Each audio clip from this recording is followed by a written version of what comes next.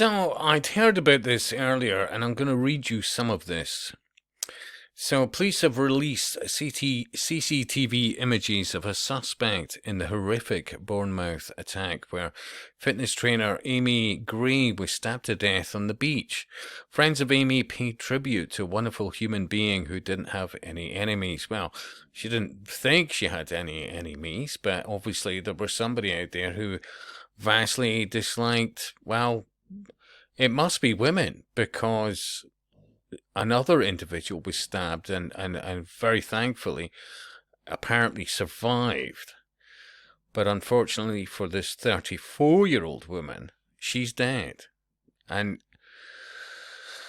they released the CCTV, and I think to myself, let's face it, when it comes to journalism, even over the last few decades, I can absolutely assure you by now already, yeah, thanks for that, Bella, they would have the name of the individual in custody and,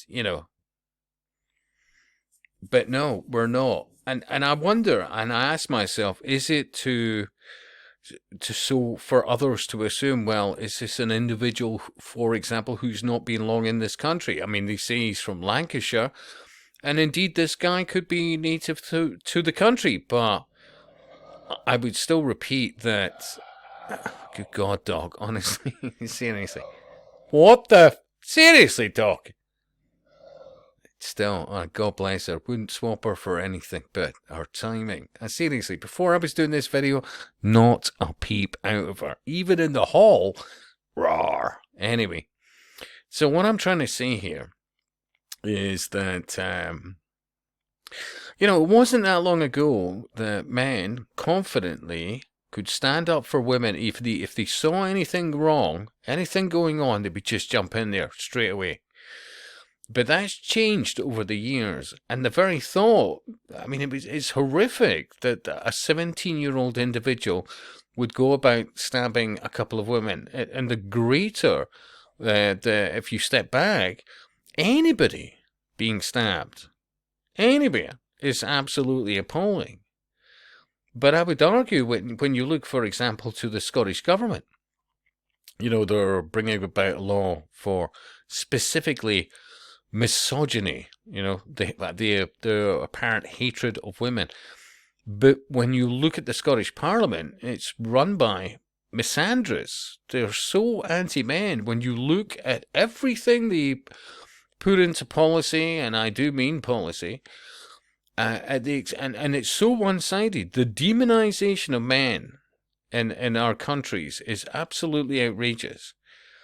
And I'll repeat again, if this was a native individual to this country, they would absolutely tell you who this individual was and the fact that they're 17. They describe him as a boy.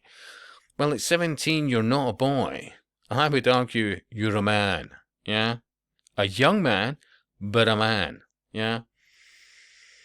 There's a lot going on here, and even as I do this vid, a day from now, and it maybe is somebody who's not anything other than native to this country, and just, but this never used to be the norm. It never used to be the norm. And I would definitely go on to say that we are definitely importing people from other countries who have a view of the world that we do not share, and have grown up with a view of, well, stabbing people, whatever else, blah, blah, blah. And essentially, let's be honest, what is being described as third world countries, that includes values. Life is cheap, and we're importing people who believe life is very cheap, and they show it daily, demonstrably, by their actions. It's not an easy video to do, especially with that roaring loon in the background. But yeah, I mean, even the pictures. I mean, this one, for example, and the grainy footage, but it looks like he's got some kind of moustache going, this, or beard, or, And that one, it's not so, but you could argue people are being played with. The trouble is, an individual has died. Another one could have possibly died. But no names of the individual. But they know he's from a specific part of the UK. I question it all.